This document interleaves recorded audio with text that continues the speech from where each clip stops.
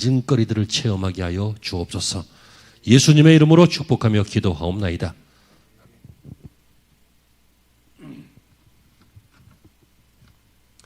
자, 오늘 성경 말씀은 열왕기하 23장 21절부터 25절까지입니다.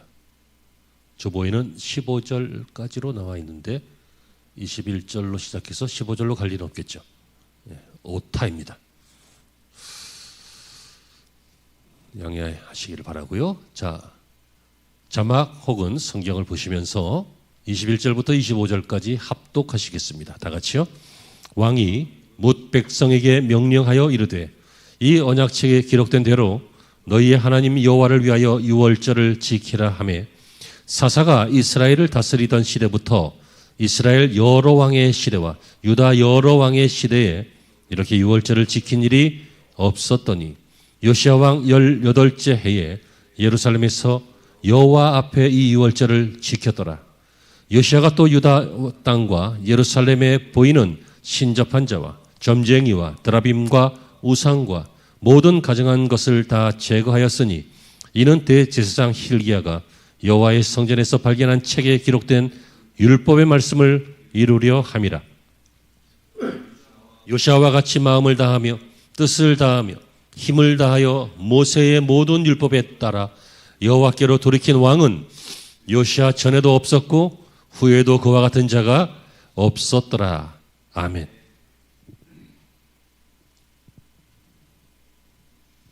할렐루야. 좋은 주일 되시고 은혜로운 시간, 예배 시간 되시기를 간곡히 부탁을 드리고 또 축복합니다. 러시아의 대제였던 알렉산더는 이런 말을 했습니다. 짐은 조국을 기억했지만 나 자신은 기억할 수 없었다. 여러분, 자기 자신을 바꾼다는 것이 쉽지 않습니다. 남을 비판하고 나라를 비판하고 사회를 정죄하는 일들은 입만 필요하니까 쉽습니다. 하지만 나를 바꾸는 것은, 나를 비판하고 나를 평가하는 것은 삶을 바꿔야 하기 때문에 쉽지 않은 일입니다. 그런데 여러분 읽으신 본문은 자기도 바꾸고 사람들도 바꾸고 나라도 바꾸었던 하나님의 사람의 이야기입니다.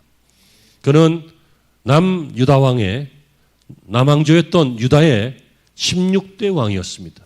바로 요시야라고 하는 왕입니다. 이 왕은 좋은 시절에 태어난 것은 아니었습니다. 그의 아버지 암몬은 할아버지 므낫세의 폭정과 우상 숭배를 그대로 이어받아서 할아버지와 똑같이 폭정과 우상 숭배자였습니다. 그 할아버지 므낫세는 아주 유명한 악한 사람이었습니다. 여러분, 사람은 부모를 미워하면서도 닮는다고 합니다. 할아버지가 우상 숭배하고 폭정을 행하고 또 아버지 암몬은 물론 2년밖에 왕을 못해서 아들이 너무 어릴 때 왕이 됐지만 아버지 암몬도 할아버지 닮아서 똑같이 그렇게 했다면 그 아들, 그 손자 이 요시야는 여러분 충분히 악할 수 있었습니다.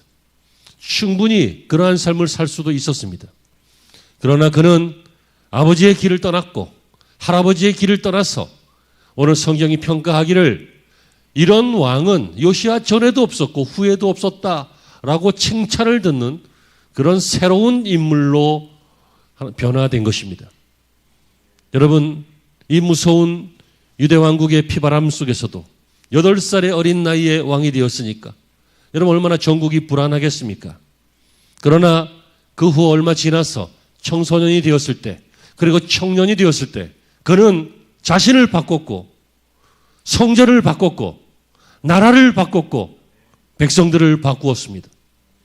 여러분, 이 요시야 왕은 정말 성경에 몇 안 되는 이스라엘의 귀한 왕 중에 한 사람이고 오늘 여러분들에게 소개해 드리게 되어서 정말 기대가 되고 또 가슴이 뿌듯해지는 그러한 인물입니다. 여러분, 요시야는 바로 사랑을 회복해야 산다라고 생각했습니다. 하나님을 사랑해야 산다라고 하는 것을 생각했습니다. 그래서 그는 이 신앙을 회복하고 나라를 회복하고 백성들을 회복하는 길을 바로 사랑의 회복으로 생각했습니다. 그 첫 번째는 바로 하나님 사랑을 회복하는 것이었습니다. 여러분, 하나님을 사랑하지 않았습니다. 자기 아버지는, 자기 할아버지는 또 이스라엘의 지도자들은, 그리고 이스라엘 백성들은 하나님을 사랑하지 않았습니다. 그 증거가 무엇입니까? 하나님을 신뢰하지 않았습니다. 불신앙했다, 그 얘기예요. 신앙하지 않았다. 그래서 그들은 새겨서 만든 우상, 부어서 만든 우상, 이런 우상들을 섬기고 우상 숭배자로 살았습니다. 전국이 다 나라는 이 하나님 신앙을 잃어버리고 이 바알 신앙들, 아세라 신앙들, 이 이방 신앙들로 꽉 찼습니다. 그래서 여시야는 어떻게 했습니까? 첫째로 하나님을 사랑해야 산다라고 하는 것을 전제로 불신앙을 버리기로 했습니다. 여러분, 하나님을 어떻게 사랑합니까? 보이지 않는 하나님을 사랑하는 방법이 무엇입니까? 그것은 지금까지의 불신앙을 버리는 것입니다.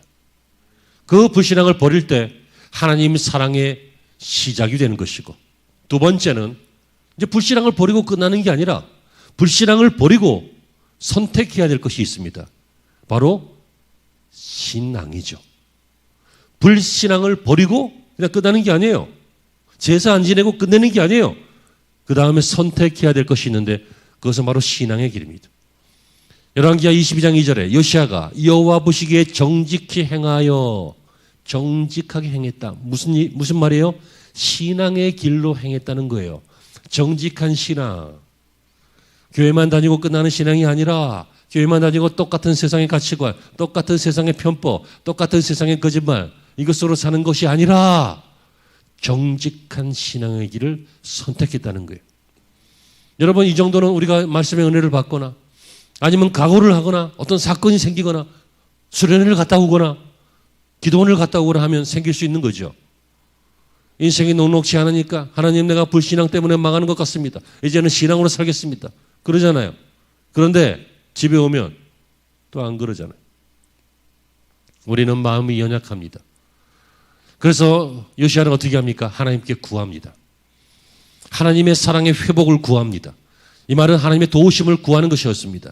역대하 34장 3절에 보시면 오히려 어렸을 때, 곧 위에 있은 지 8년에 8살의 왕이 되었으니까 8년 후면 16살 청년이죠. 청소년이지만 여러분, 이 정도면 예전에는 다 군인이었고 예전에는 다 어른이었잖아요. 이쯤 되니까 그는 그 조상 다윗의 하나님을 비로소 구하고, 여러분, 이때부터 그는 신앙생활을 본격적으로 했다는 이야기예요. 그 이유는 바로 어머니 때문이었습니다. 어머니 여디다가 아버지가 우상 숭배자였고 할아버지도 그렇고 가문도 그렇고 나라 전체가 그렇지만 어머니가 신앙으로 잘 이 아들을 지켜냈고 그리고 신앙을 전수했던 것으로 보입니다. 어쨌든 이 요시야는 자신이 왕이 되어서 자신도 왕으로서 아버지처럼 살 수도 있고 왕으로서 교만할 수도 있고 왕으로서 마음껏 폭정을 행하기도 쉽겠지만 그는 바른 신앙의 어머니로 말미암아 그리고 하나님의 은혜로 말미암아 살 길을 생각하게 되었습니다. 살 길이 무엇입니까? 여러분, 왕으로 살다 죽으면 뭐예요? 왕으로 살면 뭐예요? 죽으면 지옥 가는데. 교육한 지 얼마 안 돼갖고 말이 꼬이기 시작합니다. 여러분, 명예와 많은 좋은 것들을 누리면 뭐 하겠느냐고요. 몇십 년 누리고 끝나는 거예요. 몇십 년 얼마나 빨리 가요? 권사님, 몇십 년 얼마나 빨리 가요?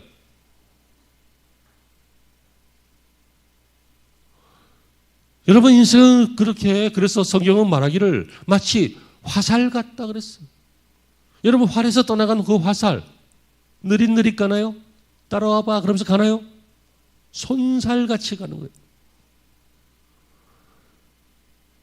여러분, 살아야 되는 것입니다. 사람은 살아야 되는 것입니다. 이 세상에 중요한 것이 많습니다. 하지만 그 무엇도 여러분보다 중요하지 않습니다. 여러분에게 있어서 가장 중요한 것은 여러분 자신입니다. 누가 대신 살아줍니까? 누가 대신 먹어줍니까? 누가 대신 행복을 느끼게 해주고 불행을 느끼게 해주고 그럽니까? 다 내가 나를 느끼는 것이고 내가 나를 위하여 사는 것이고 내가 나를 지켜내는 것이, 그것이 여러분의 인생입니다. 여러분은 한 명밖에 없는 것입니다. 하나님께서 왜 DNA를 다 똑같이 안 만드시고 다 다르게 만드셨을까요? 왜 똑같은 지문이 없고 홍채가 없고 그럴까요? 유사한 건 있겠지만 한 사람 한 사람 다 하나님의 생각이 들어있다는 것입니다. 하나님의 계획이 들어있다는 것이다. 한 사람 한 사람 다 우연히 뿌려놓은 인생이 아니라 하나님이 한 사람 한 사람 다 내가 너를 지목하였고 내가 너를 조성하였고 내가 너를 택하였나니 너는 내 것이다. 하나님이 그렇게 만들어 놓으신 우리입니다. 그래서 우리가 가장 중요합니다. 우리는 죽으면 안 돼요. 살아야 된다고요. 망하면 안 돼요. 살아야 된다고요. 그런데 요시아는 그 살 길을 경제에서 찾은 것이 아니라 살 길을 병원에서 찾은 것이 아니라 그 살 길을 인간관계에 찾은 것이 아니라 그 살 길을 어디서 찾았습니까? 하나님에게서 찾은 것입니다. 하나님을 사랑하는 일을 회복해야 된다. 사랑하는 성도 여러분, 이 말씀이 여러분들의 마음에 들려지는 시간이 되시기를 바랍니다. 우리는 팬데믹 이후에 교회와 신앙을 생각하고 있습니다.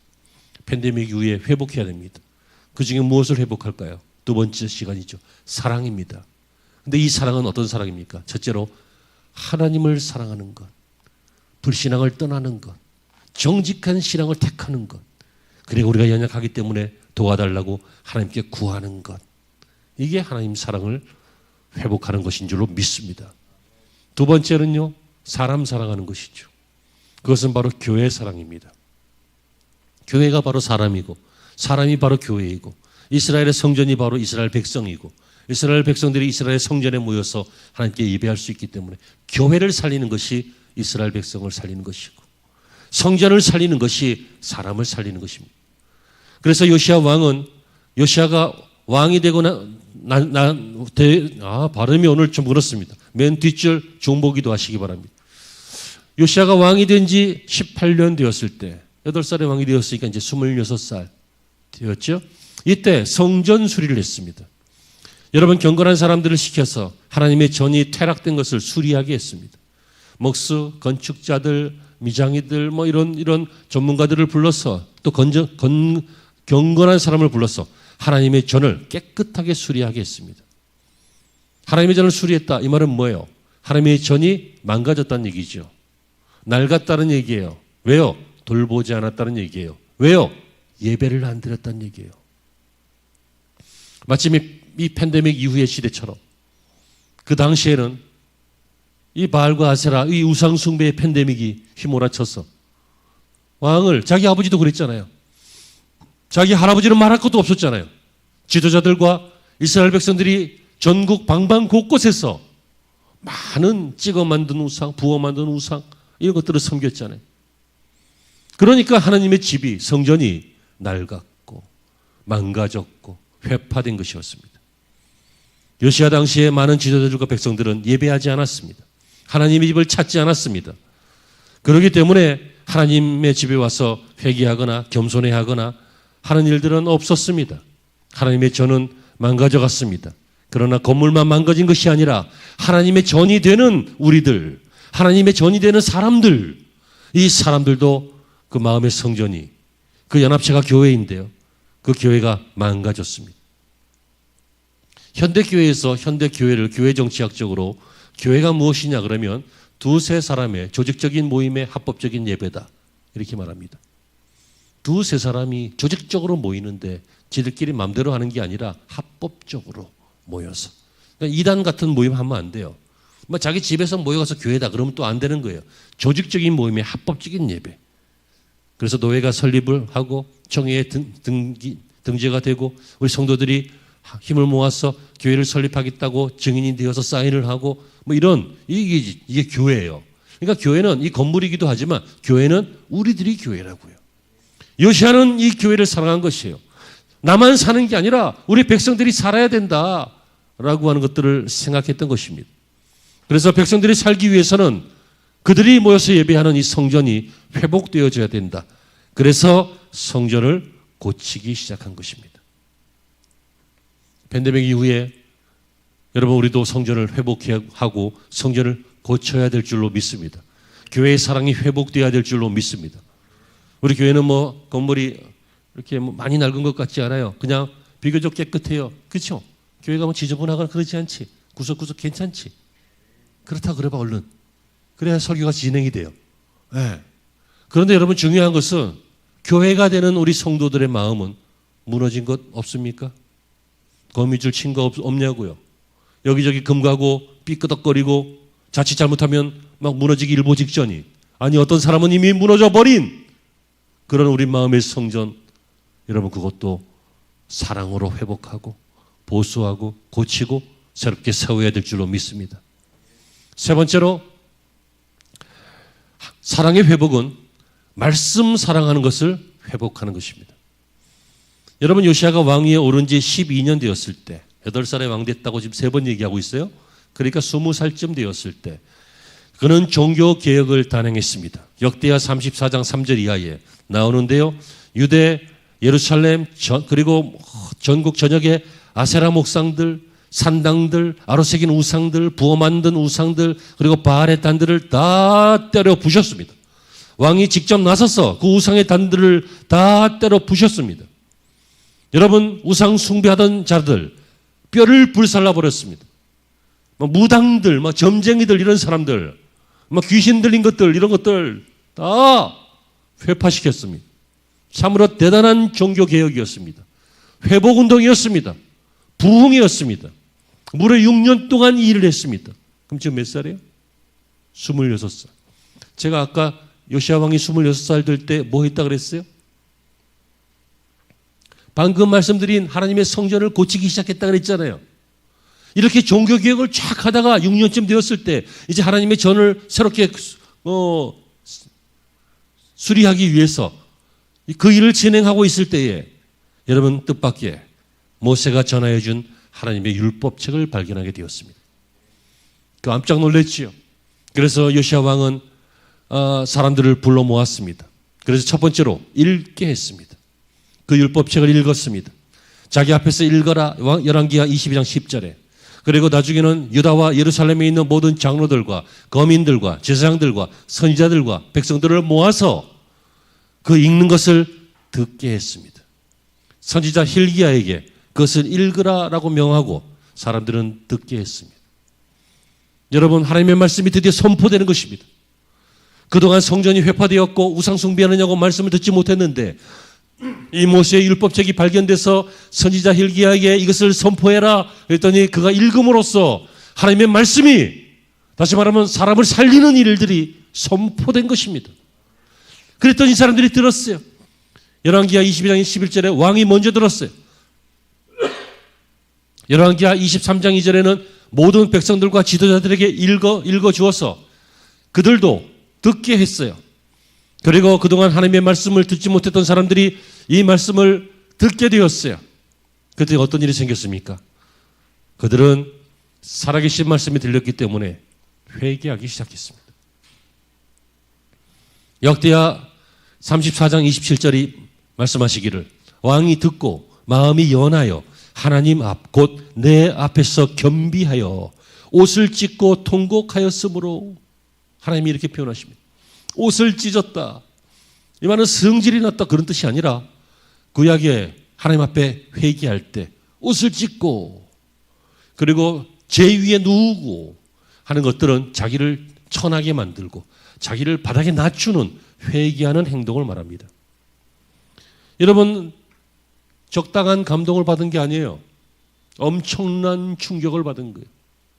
누가요? 왕이, 지도자들이, 이스라엘 백성들이. 왜요? 말씀이 들렸기 때문이고 말씀이 선포되었기 때문이고 그 말씀이 그들을 고친 것입니다.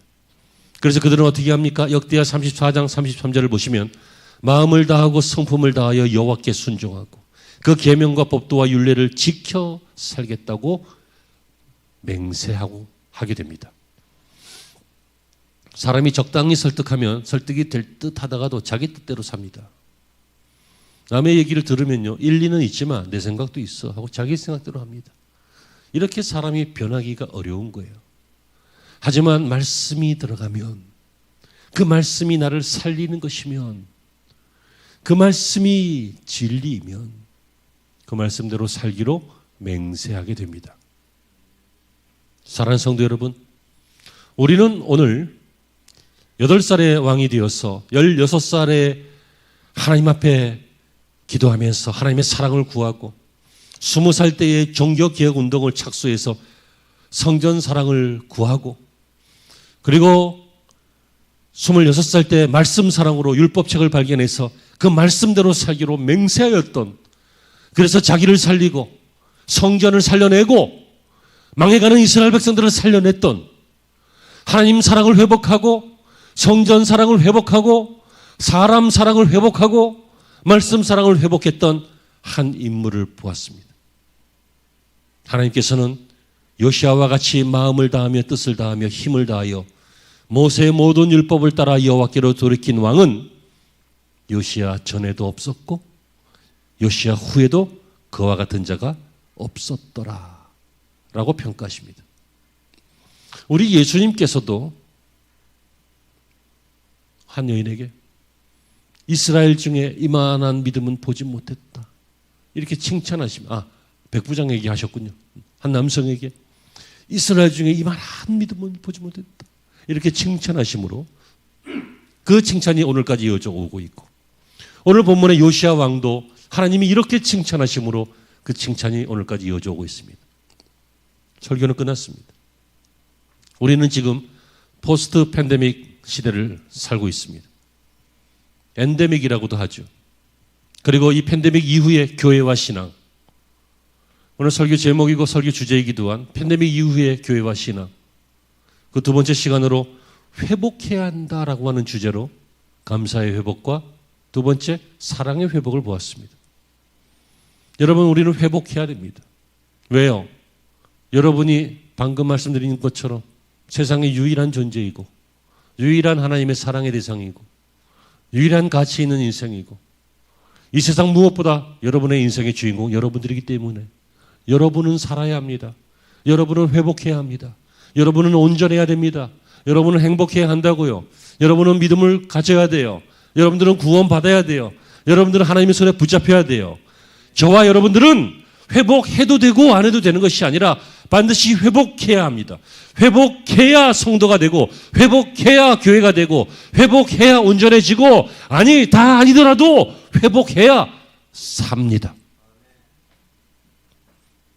여러분, 이런 신앙이 우리 조상들의 신앙이었고 우리 신앙의 선배들의 신앙이었고, 이 신앙 때문에 평양은 성지가 되어서 하나님을 예배하는 성지가 되었고, 지금은 바뀌었지만 예전에 이 신앙으로 36년 동안의 일제의 박해 속에서도 신앙을 지켜냈으며, 이 신앙으로 공산주의와도 대항해서 목숨을 걸고 신앙을 지켜내고, 가난과 배고픔과 궁핍함의 소름이 있었지만 그것을 다 이겨내면서 견뎌내면서 교회를 세워나갔던 우리 할머니들 할아버지들 덕분에 하나님께서 이 땅을 축복하셨습니다.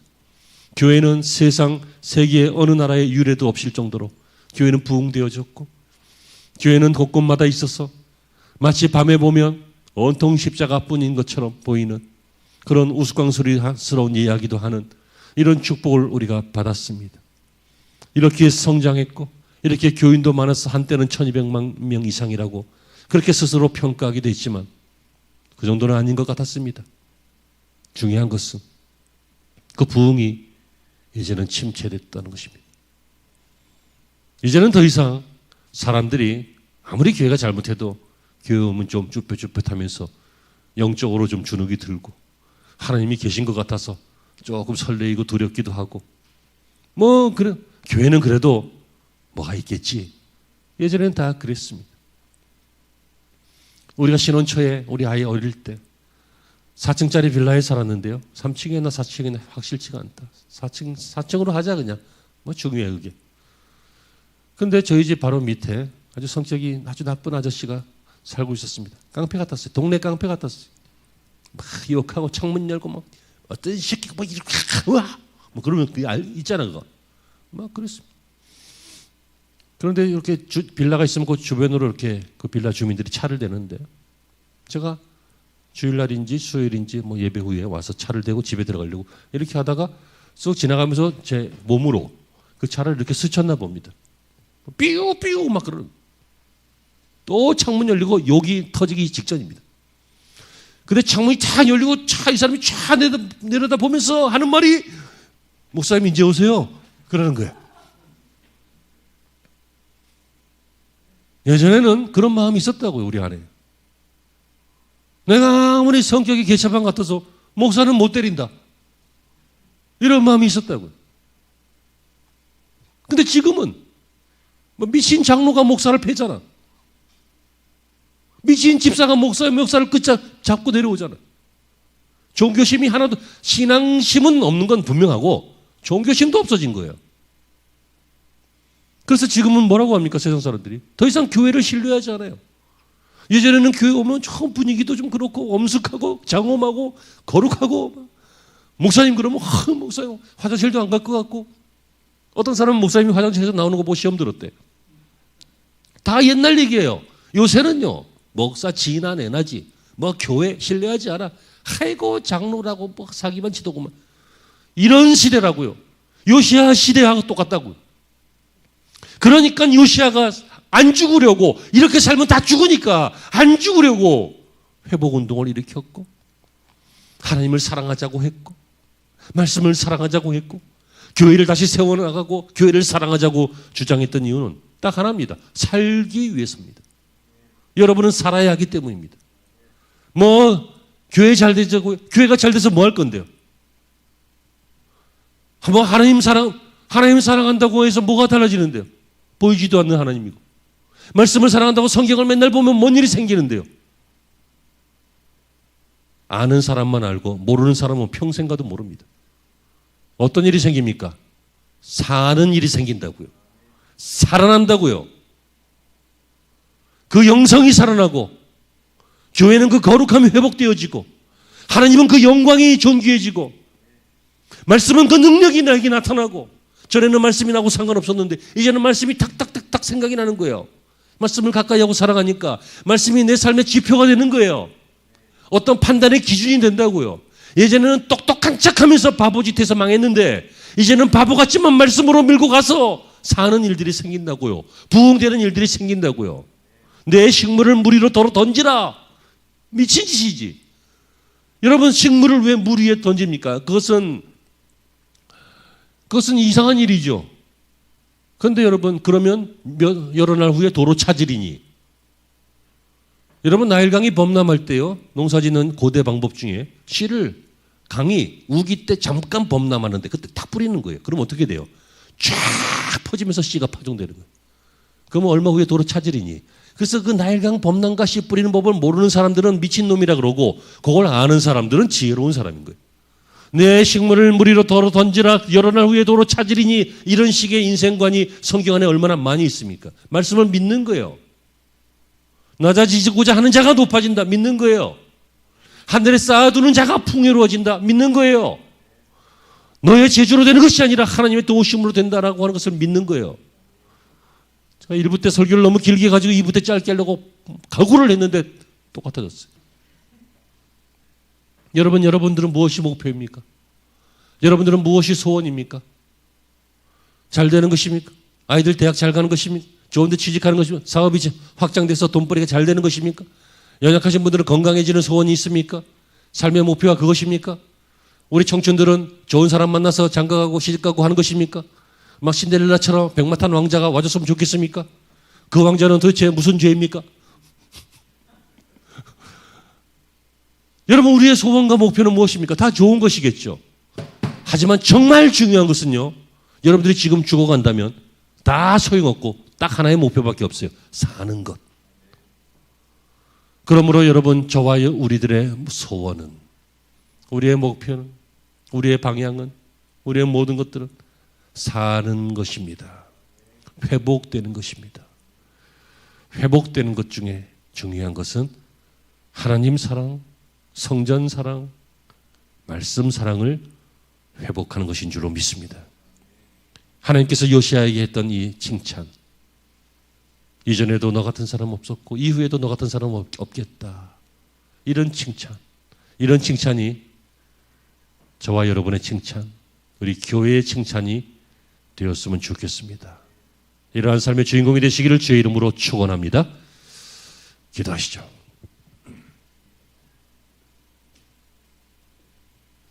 하나님, 오늘 주어진 이 말씀 잘 마음판에 새기게 하시고 이 말씀 붙잡고 믿음으로 살아서 우리 안에 뜨거운 사랑이, 기적 같은 사랑이, 역사하는 사랑이 있게 하여 주시옵소서.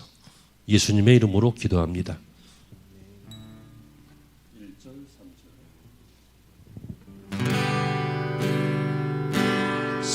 영혼의